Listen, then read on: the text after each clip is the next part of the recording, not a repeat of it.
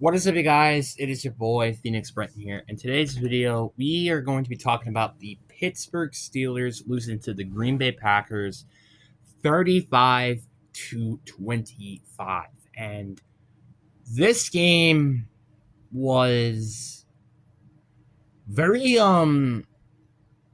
very mixed bag to me, because when you're looking at the score of 35, you're thinking, oh, the offense did a great job during the game. And as weird as that might sound, no, it did not. And I'm going to obviously explain that during this video. But also, one other thing I do want to explain is that we could have gotten more points, which I'm going to explain that a little bit later when we get into the video. But before we get to today's video, like and subscribe. We're on the road to 700 subscribers. We're on a roll as of recently. Let's try to get 700, but hopefully the end of the year. I really hope so. That'll be really awesome if that happens. But anyways, enough said. Let's get into the video. And sorry about that, guys. That's my dog deciding to interfere with my video. It's not like it's 10:30 or anything. I'm watching you. Anyway, back to the point. So let's just start off with the negatives. Let's get the negatives out of the way. Romeo Doubs. Or not Romeo Doubs. Keyshawn Nixon. This is the worst game of the season so far. I'm not gonna lie. There was at some point me thinking, we should probably benched him. I don't remember who he was going against during the entire game. I think it was like Roman Wilson or DK Metcalf or I don't know, just anybody. But like, wow, it felt like he was getting targeted a lot during that game. And he also allowed a huge play downfield, which I think allowed a touchdown, I believe, against the Steelers, or it was a field goal. But like, nonetheless, that was so terrible. And it was to Roman Wilson, on all people. We made Roman Wilson look like basically kind of like a Christian Watson almost in that game. That was not a good thing. That is a terrible thing. Roman Wilson has not had a great career so far as a WR2 receiver this season. And now we kind of just made him look really good. That's not true. This guy is not that good at all. I mean, yeah, we did a way better job at stopping the tight ends this week. Great job for that, but Roman Wilson just could have basically done whatever he wanted almost during that game. And stuff like that. But, like, Keyshawn Nixon, you just gotta play better. 2 penalties were committed because of Keyshawn Nixon. That was just a horrendous game from Keyshawn Nixon. Corey Valentine did not have a great game either. There were a couple of good plays of his, but then he also had one pass interference call, which let the Steelers have the 1 yard line to go for 2, which they did not get the ball, actually. They did not commit that 2-point conversion, which they would have lost anyway. But still, this team on the secondary side of things is still concerning to me. And I know the Cardinals, the Cardinals don't have a great receiving core either, but like, it's just kind of frustrating to me that we're kind of struggling to guard every team's WR2 receiver as of recently. Like, the Bengals a couple weeks ago, we struggled to guard Jamar Chase and T. Higgins. The Cardinals, we kind of struggled to guard Zay Jones and all these other receivers, and Trey McBride even. The Steelers, we just struggled to guard Roman Wilson. Like, this has just been such a consistent issue. Like, what's next? We're going to struggle consistently against Xavier Legette with the Panthers next week? Then the week after that, if, let's say, hypothetically, A.J. Brown comes back, we're going to struggle to guard Devontae Smith and Dallas Goedert? Like, this is kind of what I mean by this. We need to play better, or stuff are going to get worse very quickly. And looking at the schedule, it is not forgiving for the upcoming weeks. like I said, we have the Panthers next week, which I think is a very winnable game, especially when we have it at home. But then we have the Eagles, which is at home, but that's still a bit of an issue. Then we have the Vikings at home, which again, we consistently struggle to go against the Vikings usually, first time of the season. Then we have the Lions on the road in Thanksgiving, so that's a short week. Like, you kind of get what I mean by the schedule. The schedule is not easy from here on out. And plus, we have still, again, we have the Bears twice a week. We still have, again, Vikings again. We have the Ravens as well. Like, this season can either go really well with these next few weeks, and we could potentially win the division, or bad, and we could potentially miss out in the postseason. Which I know that sounds very weird, especially when our record right now is 5-1-1. But with how this schedule is built, it's very difficult.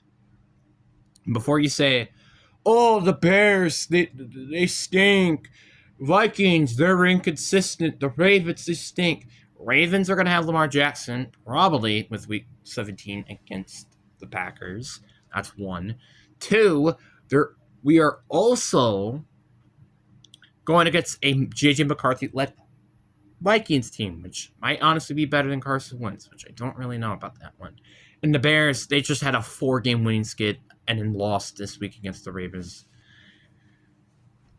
Like, what else do I have to say, guys? This is not an easy schedule. It is nothing to scoff at. This schedule is kind of concerning, and I'm a little scared because the Bears, I know, can probably beat us in one of those games. Same thing with the Vikings, and I think the Lions can easily win one of those games, and the Eagles and the Ravens. That's what, 5 games right there that I just named that could be potential losses? That means our record would kind of quickly turn to maybe 10-6-1. That might be our record heading into the playoffs. I'm not kidding. That could potentially be what our record is heading into the playoffs, which that surely won't be enough to win the division. So, I'm just saying. So basically, what I'm trying to say is almost every game in the division is a must-win at the scenario, and that's kind of all I have to say. But that's enough said about the season going out. But let's talk about Brandon McManus.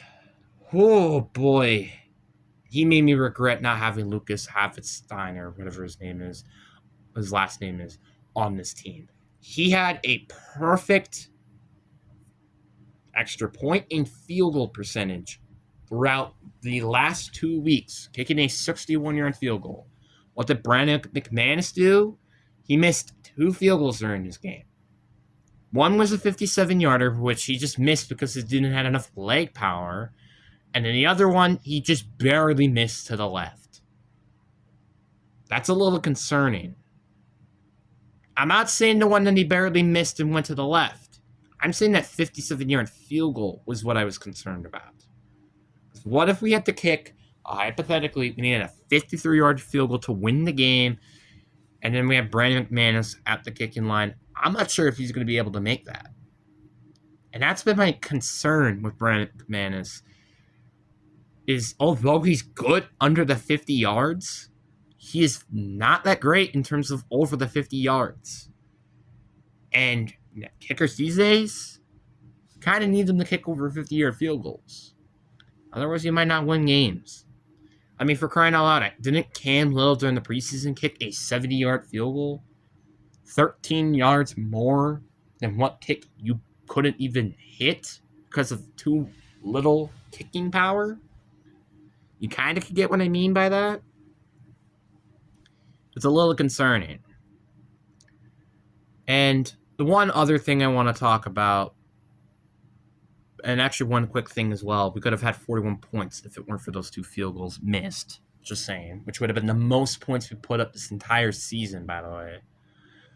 But with that out of the way, the offense struggled in the first half. I don't know if it was just Josh Jacobs not doing well or our offense is just slow. We could not consistently move the football in the first half. And this has been a issue for a while now. Is that yeah, we played great in the second half in terms of offense. I think we've put up over 20 points or something around that range for the past 3 weeks on offense. But I wish we could repeat that success in the first half. Yeah, we're playing great, maybe one half games, but then we're playing mediocre other half games. You see what I mean? It's like we do just enough in the first half to win, but not enough to destroy teams that we could easily destroy. This game, I'm gonna be honest, could have been a so easily destructive game for us if we just could play better in terms of stopping the pass just in general, and we could have also put up more points in the first half. Part of that is Brandon McManus' fault, and I understand, but part of it was also kind of just because of the, poor ideas with our playmakers and coaches. Just saying. But now let's get to the positives now. Jordan Love, this is his best game he's had this season. I wasn't complaining about any passes that he made or how inaccurate these throws were. He genuinely had a good game. A couple of the incompletions he had was because of drops, so it wasn't even his entirely fault. Which I guess you could say that's a bit of a negative as well, but Jordan Love had a great game. I think there was like a point where he had 20 straight completions, I believe. That's unheard of. That's this guy had arguably his best game of his season. I know that might sound weird. We didn't put the most points this game. But when I was watching him play, I was like, this guy looked really good. This was the quarterback I was hoping that we were going to have heading into the season. At least we've seen flashes of this. Also, welcome back, Christian Watson. He had a really, really good game against the Pittsburgh Steelers. And I'm very impressed and very happy to see Christian Watson back. And him being just an absolute freak of nature in an offense, which is what this team kind of needed when Jalen Reed left. Which hopefully, with him, being more used to being in the game and stuff again, he should hopefully make this offense do better in the first half, which I guess it kind of did to some extent. But I say to some.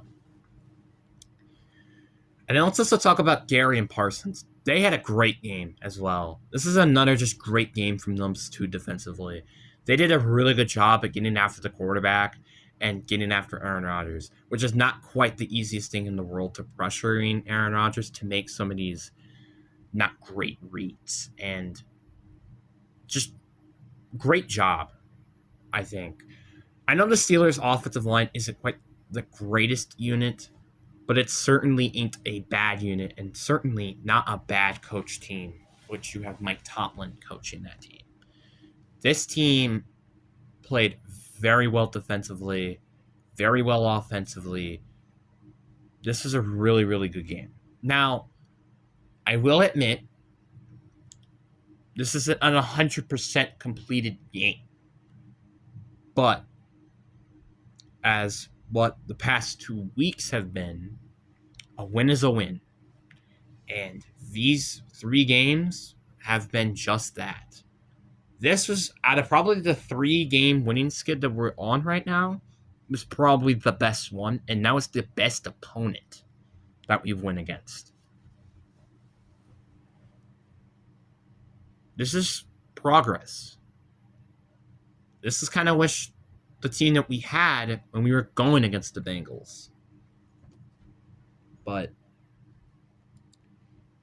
that didn't happen. So, yeah. Also, by the way, I'm gonna point this out real quickly too. The 27 win streak is now over with this game. So RIP the 27. You will forever be missed. But anyways, guys, I do hope you guys enjoyed this video. Peace.